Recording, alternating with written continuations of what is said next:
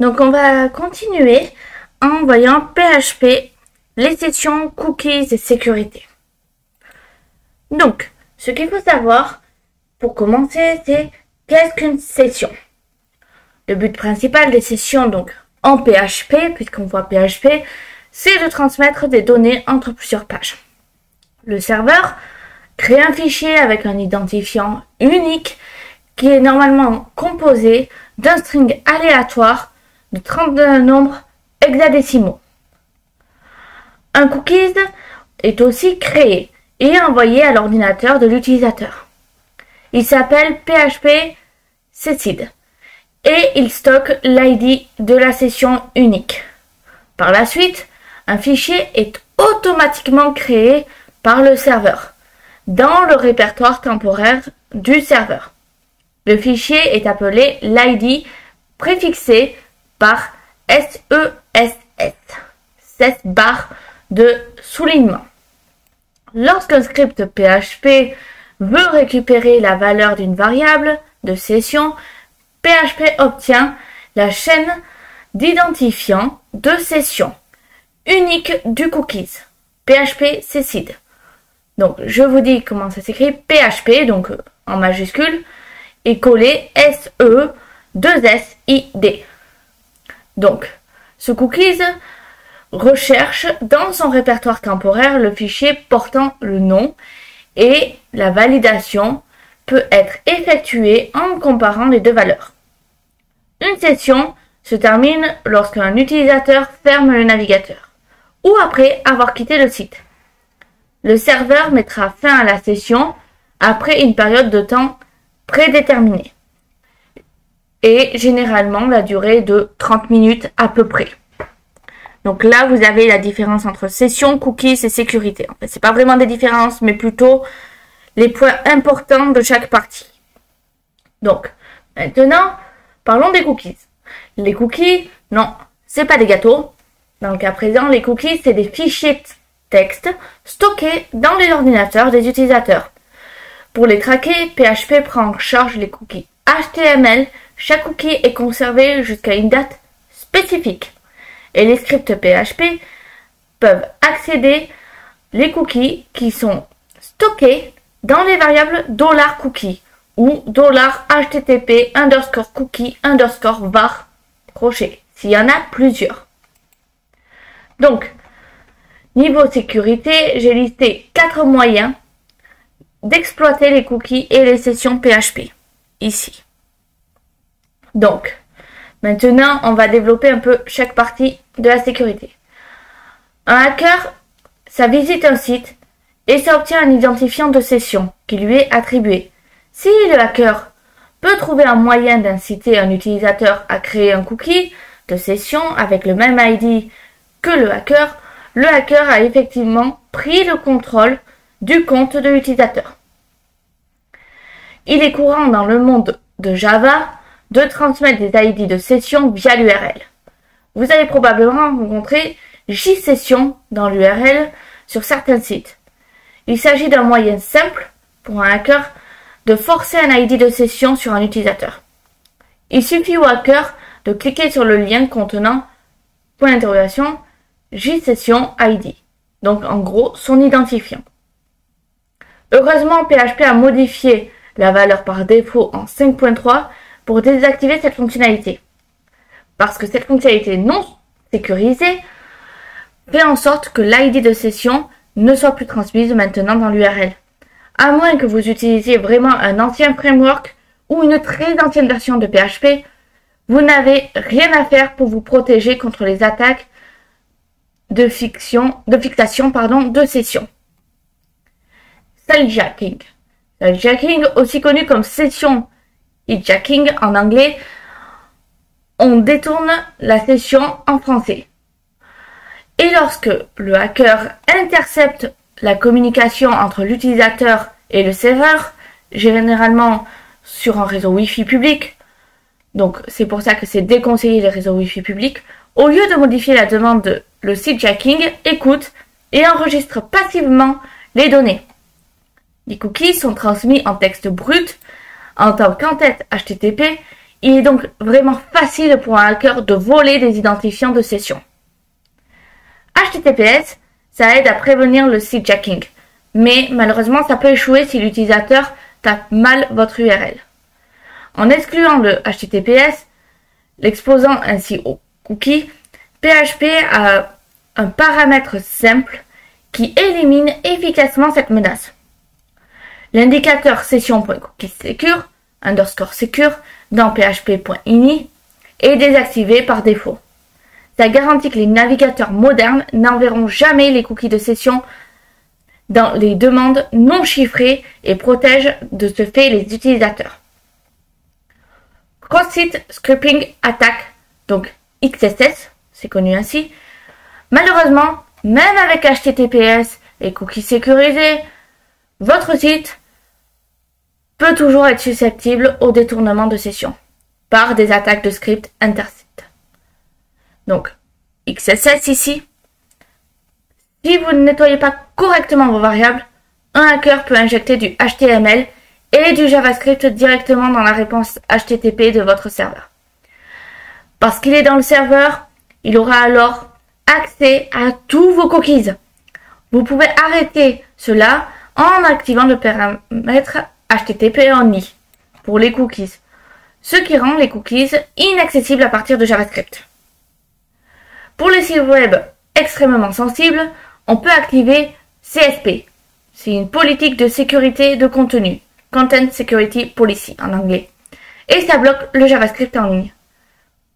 Maintenant, on va parler des malwares.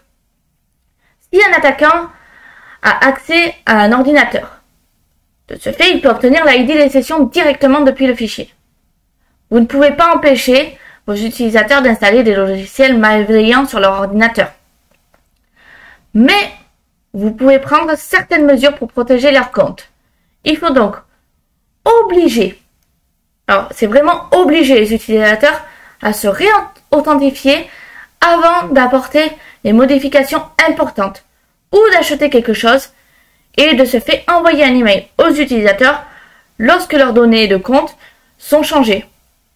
Cela nécessite une authentification de 2 facteurs. Maintenant, c'est très connu.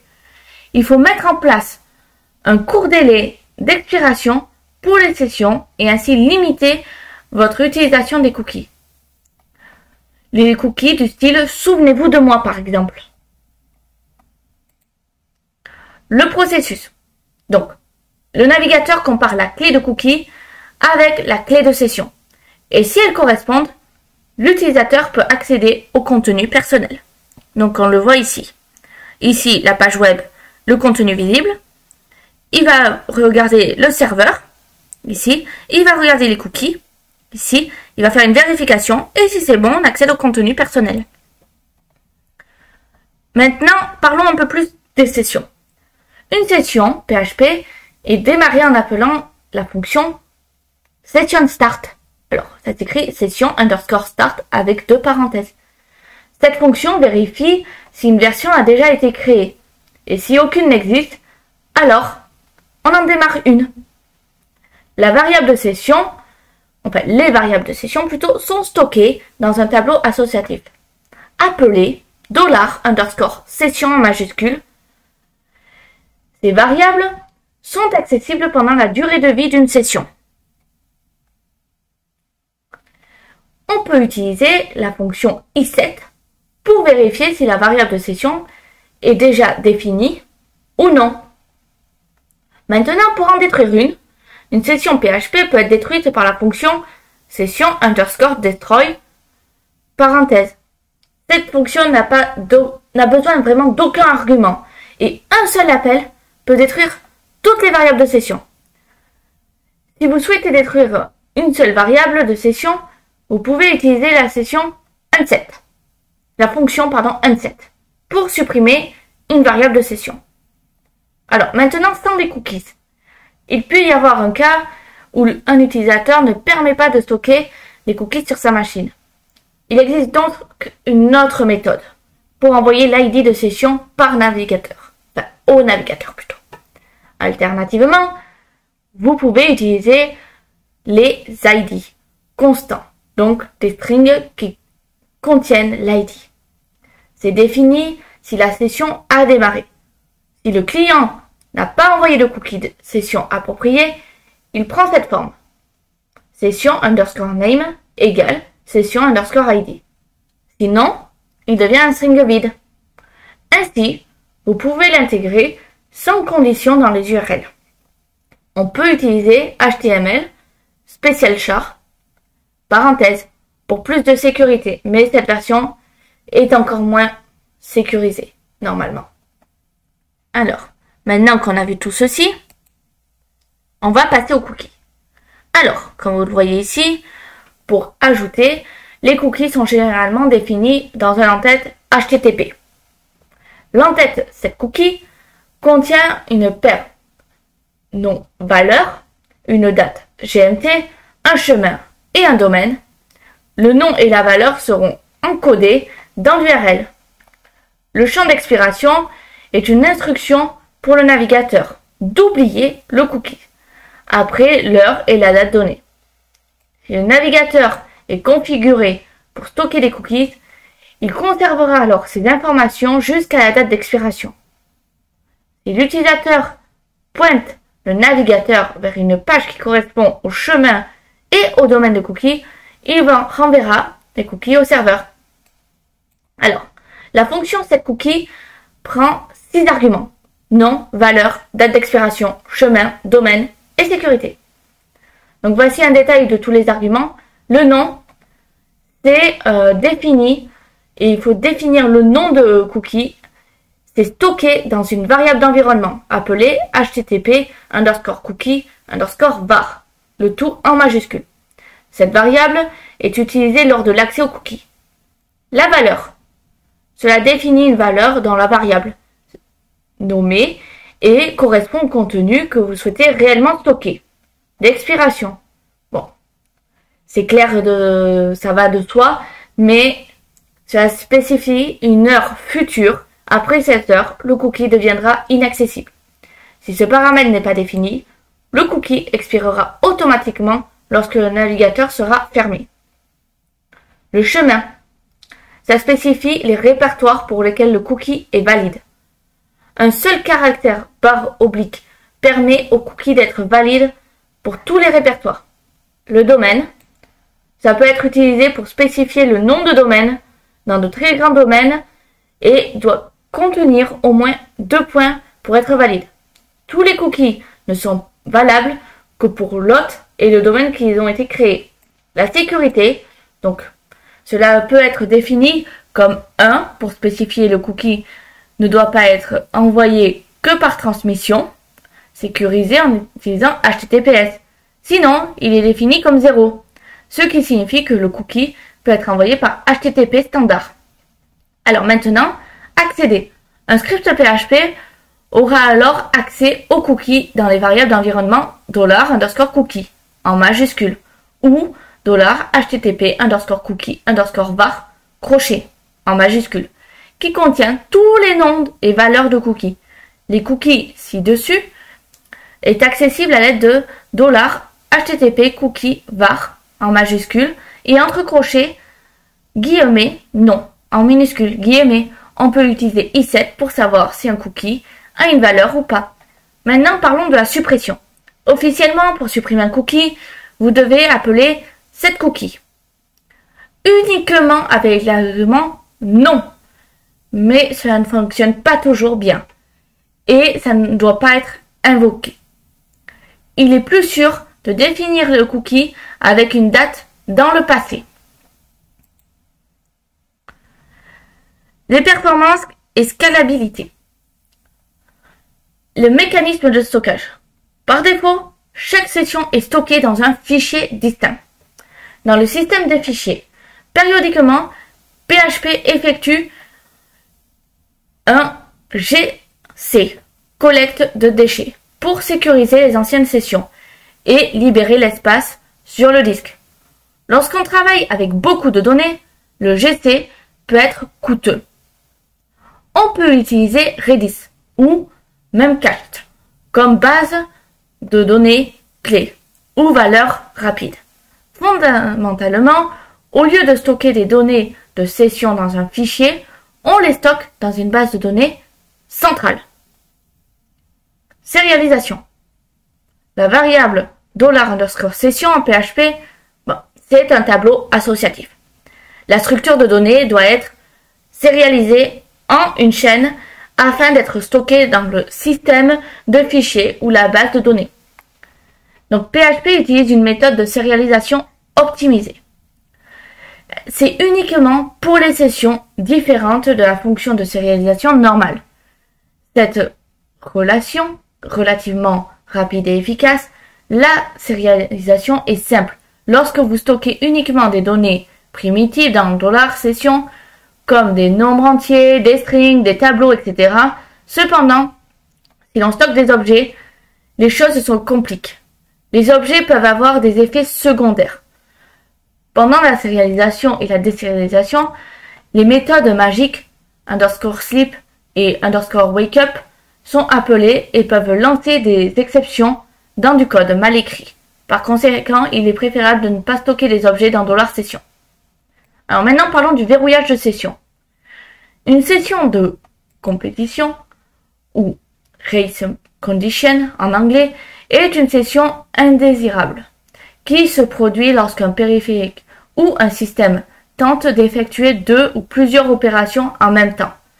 Mais en raison de la nature des périphériques ou du système, les opérations doivent être effectuées dans le bon ordre pour être effectuées correctement. Alors, le verrouillage de session, c'est l'un des problèmes de performance les plus importants pour les applications PHP. Aujourd'hui, car elles rencontrent souvent des situations de compétition et de conflit de données. Les développeurs PHP ont résolu ce problème avec le verrouillage de session. Lorsqu'un session start est appelé, PHP demande un verrou exclusif de fichier de session. Si notre demande a déjà le verrou, alors PHP reste là et attend qu'il soit libre. Le verrou est libéré après la réécriture des données dans le fichier session close et l'exécution du script se termine, le résultat est qu'une seule demande par utilisateur peut être exécutée en même temps. On désactive souvent le verrouillage de session pour accélérer un site. Mais on doit choisir entre des pages lentes avec une forte cohérence de données ou des pages rapides avec une possible corruption de données. La fusion automatique. La fusion automatique ou auto-merging en anglais est un problème similaire à lorsque deux personnes essaient d'écrire dans la même branche GitHub en même temps. Alors je mets GitHub mais ça peut être GitLab également. PHP utilise le verrouillage. Au lieu d'avoir une situation de complétion, par contre GitHub utilise fusion automatique intelligente pour une solution plus élégante. On peut recréer le même système de GitHub avec les étapes suivantes. Désactiver tout verrouillage pour les sessions. Lorsque session start est appelé, enregistrer l'état de session initiale. Lorsque session close est appelé, on enregistre les différences de ce qui a changé pendant la demande. Après, on récupère à nouveau les dernières données de session dans la base de données. On applique la différence aux dernières données de session et on écrit la session dans la base de données. Alors, sécurité et solutions. Donc, les sessions basiques, ça ne peut pas garantir que les données soient protégées. Si la session ID est divulguée, l'attaque peut accéder au serveur et à la session. Donc, les méthodes pour obtenir les ID de session sont d'injecter du JavaScript, chercher l'URL et quand un logiciel a enregistré et analysé la communication d'un réseau. Pour la gestion de sessions non adaptatives, donc par défaut, il faut savoir que la gestion de sessions de PHP est adaptative. Donc, elle a des risques additionnels. Si on ajoute session.use_strict_module, des ID de session non initialisés sont supprimés et un nouveau ID de session est créé. Donc, en définissant correctement vos cookies, un hacker ne peut pas définir un ID de session qui pourrait être utilisé de manière permanente. Session.useStrictMode atténuer ce risque. Régénération d'ID de session. La régénération d'ID de session, ça réduit les risques d'ID de session volés. Donc session underscore regenerate underscore ID avec des parenthèses doit être appelé périodiquement, même dans le cas où un ID de session serait volé. La session de l'utilisateur légitime et du hacker expirera. C'est pour cette raison que les banques ont des fenêtres d'accès bref. Session underscore regenerate underscore ID ne supprime pas les sessions obsolètes par défaut. Des sessions authentifiées obsolètes peuvent être présentes pour l'utilisation. Les développeurs doivent empêcher que des sessions obsolètes soient consommées par quiconque. Ils doivent interdire l'accès aux données de sessions obsolètes par eux-mêmes à l'aide d'Orotage. Suppression des données de session. Les données de session obsolètes doivent être inaccessibles et immédiatement supprimées. C'est mieux de définir et gérer l'Orotage d'expiration dans $session et d'interdire l'accès aux données de session obsolètes. Lorsque l'accès aux données de session obsolètes est détecté, il est conseillé de supprimer tous les états authentifiés de session de l'utilisateur et de les forcer à réauthentifier. L'accès à des données de session obsolètes peut représenter une attaque.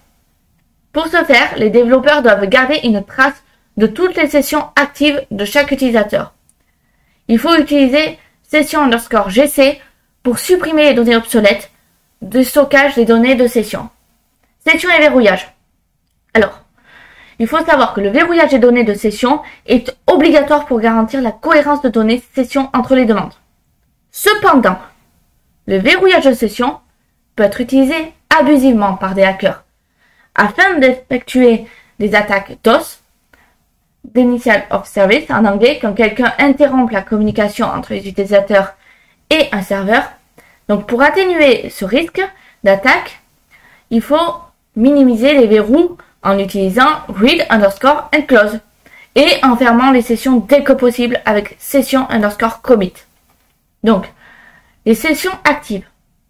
Les développeurs ont besoin de sessions et de suivre les sessions de chaque utilisateur. Un exemple de cela est quand on essaie d'utiliser un compte sur un réseau inconnu. Il y a plusieurs moyens de mettre en place. On peut avoir une base de données qui est mise à jour ou avec toutes les informations relevées. Un autre moyen utilisé est User Prefix Session ID, où l'on stocke les données requises dans Session. Plusieurs développeurs utilisent Session Regenerate underscore ID et Session Create underscore ID pour cela. Alors, la session est connexion automatique. Les développeurs ne doivent pas utiliser d'ID de session longue durée pour la connexion automatique, car cela augmente le risque de session volée. C'est mieux d'utiliser une clé de hachage sécurisée, unique comme une clé de connexion automatique à l'aide de set cookies. Et après, vérifier la validité de la clé. Les cookies de connexion automatique représentent un risque pour la sécurité. Alors maintenant, on va parler de CSRF. Donc, les sessions et l'authentification ne protègent pas contre les attaques CSRF. Cross-Site Request Forgeries. Output underscore add underscore rewrite underscore var peut être utilisé pour protéger le CSRF. Alors, comme on peut le voir ici, j'ai mis plusieurs liens, donc vous pouvez retrouver tout ceci. Et maintenant, vous voyez les sources utilisées.